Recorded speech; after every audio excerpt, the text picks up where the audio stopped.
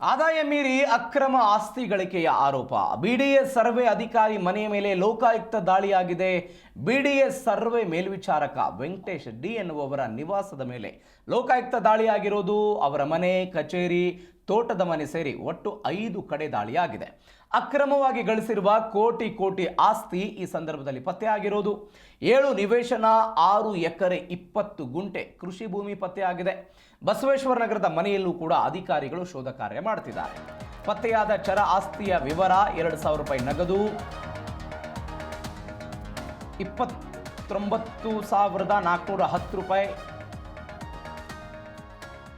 ಒಟ್ಟಾರೆ ಆದಾಯ ಮೀರಿ ಆಸ್ತಿ ಗಳಿಸಿರುವಂತಹ ಪ್ರಕರಣದ ಸಂಬಂಧ ಒಟ್ಟು ಆಸ್ತಿಯ ಮೌಲ್ಯ 1,53,59,410 ರೂಪಾಯಿ ಅಂತ ಹೇಳಲಾಗ್ತಾ ಇದೆ.